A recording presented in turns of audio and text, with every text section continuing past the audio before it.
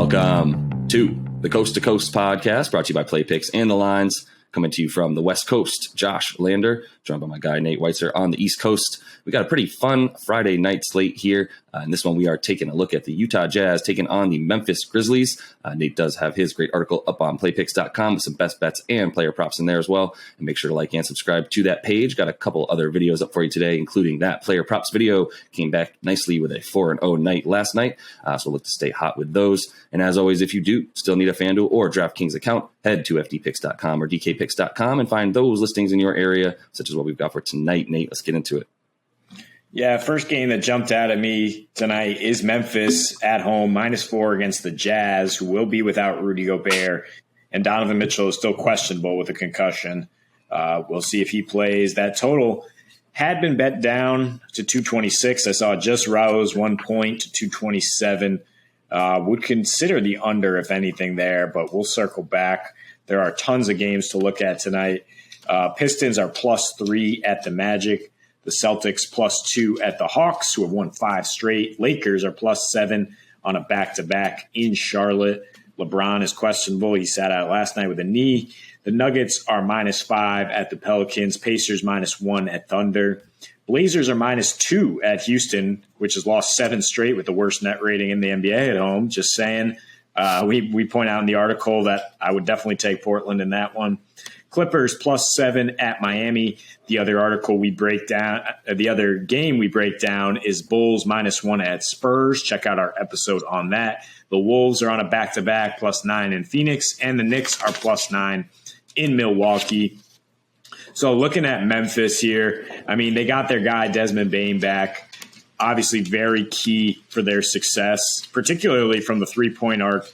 Their production is almost non-existent from deep. Without him, they shoot 28% as a team. In a 4-game sample, they're 2-2, but when he's in the lineup, they're up to 34%. They're hitting 0.3 threes per game, and his production was key in scoring a 119-118 win at Utah in November. He had 28 points, 12 for 20 from the field, 4 for 8 from deep in that game.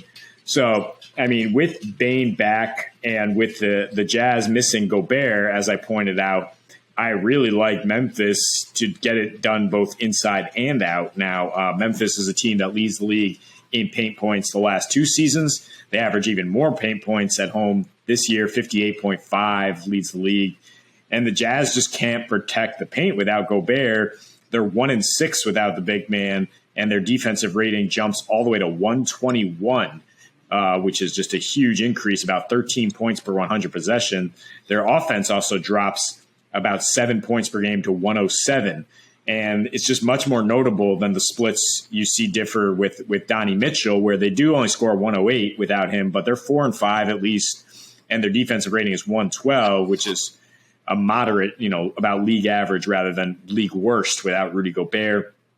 With Gobert in and out of the lineup, they've lost 9 of their last 11. They're 26th in defensive rating. And in their last 5, they're particularly bad, 28th in three-point defense. So that's why Desmond Bane coming back is so key to me.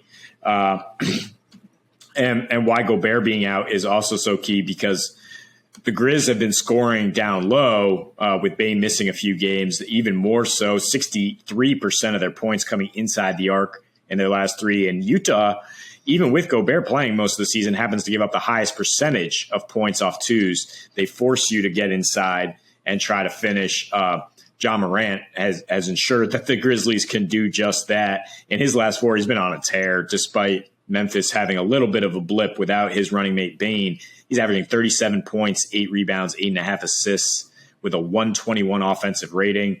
And he has 32+ in 3 of his last 4 against the Jazz in the regular season. Again, revenge game, a big game for Memphis after losing 4-1 in the playoffs to Utah. So they already got some of that with the win in Utah, and now they can really just handle a shorthanded Jazz team that's reeling as they play at home.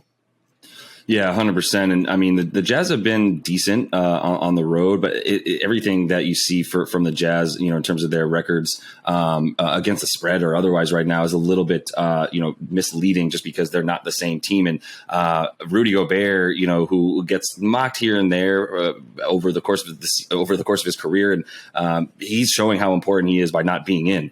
Sometimes you get, some more credit by being injured at times when you see how bad the team is without a specific guy, such as the case with Rudy Gobert, because of the fact that, they don't really have individual defenders on this team. It's pretty well known already. That's been the sort of biggest credit to Rudy, is that like when you look at the guys on around him, there's nobody that's stopping anybody or ball stopping really. I mean, Royce O'Neal's a pretty nice defender, sometimes gets mismatched, but either way, this is not the Utah team of earlier in the season where we were considering them a top 3 seed in the West. They could come back to that easily, but it is all about who is not in the game for them right now, as you mentioned. And so, it's that really glaring stat about them playing against the division versus against non-division foes. When you're undefeated against your division, you would expect to be, keeping pace, but such has not been the case. Obviously, they're barely above 500 against non-division foes, and this is a team that's supposed to be, like we said, a top 3 team in the best conference right now. Memphis getting Bane back is really everything.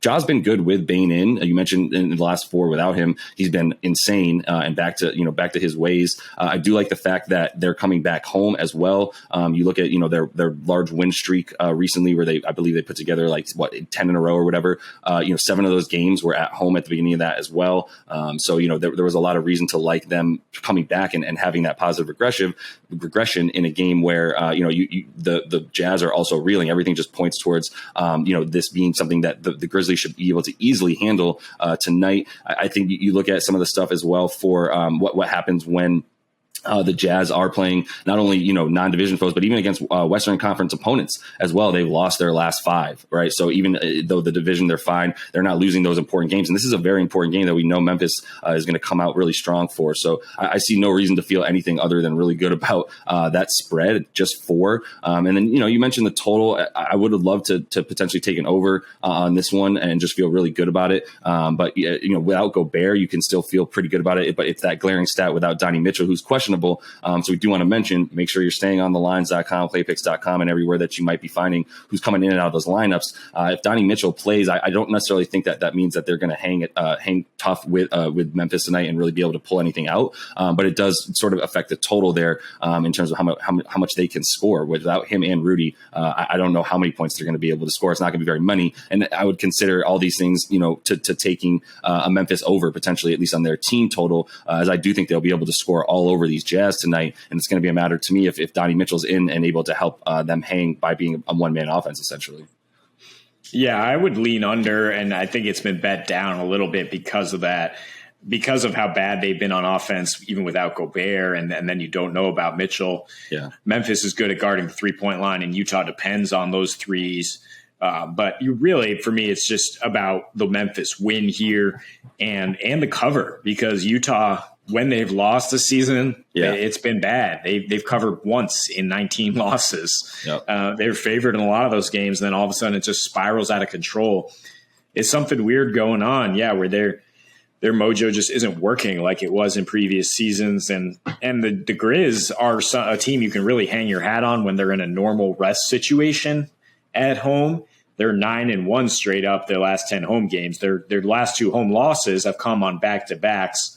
One against OKC in Ja's first game back from the knee, and then a loss against Dallas that we could all kind of see coming. It was the end of their streak at that point. Yep. They're 7-1 against the spread their last 8 as favorites, 28-13 against the spread outside of their division, whereas the Jazz have not had much success outside of the Northwest division. So it just is. It seems like a reliable spot for Memphis to win. However, they have to win. They've been dancing right around their totals really for the last couple of weeks, which is why I don't really like taking the over or under when they play. They can adjust, they can outscore you, or they can grit and grind you. And I don't trust Utah's offense right now. So I would just take Memphis -4. If you want to somehow get some action in another game and tease them down to get a teaser elsewhere, I definitely support that. Or throwing the Memphis money line in a parlay with other teams we talk about, like the Bulls and Blazers, who we expect to win tonight, is another way to kind of get better odds there. Yeah, for sure. And you also consider those player performance doubles that we like to talk about. Nothing really jumps out to me because like we said, I do feel good about, Memphis in this one. Not even really worried about the points, but even getting them at a money line with somebody's stats added to that, I would consider potentially Ja. I mean, we talk about he's had 33 plus in all the last 4 games, 35 plus for him and a win plus 450. You might consider that. Desmond Bane hasn't played that well in his career against the Jazz. He's not the same player this year. He's obviously taken that step forward. So my gut is sort of leaning towards Ja just based on his history. He's played just fine against them in 7 games, averaging 25, 7 assists, and 3.5 boards. His props totals are way higher than that in this one. If you wanted that player performance double, like I said, the one I like best right now would probably either be Ja 35, maybe you like Ja 8 boards as well. In this one, he's been actually getting pretty good rebounds. You got the stats in there as well. But either way, I think, you're just looking to juice up Memphis if you can, but feeling really good about them as your sort of main bet tonight. I would jump on that with you as well. So that is all the time we have for you in this one. Make sure you are liked and subscribed to that page. Check out those other couple videos, including that player props video we've got up for you today. And until we see you next, happy betting.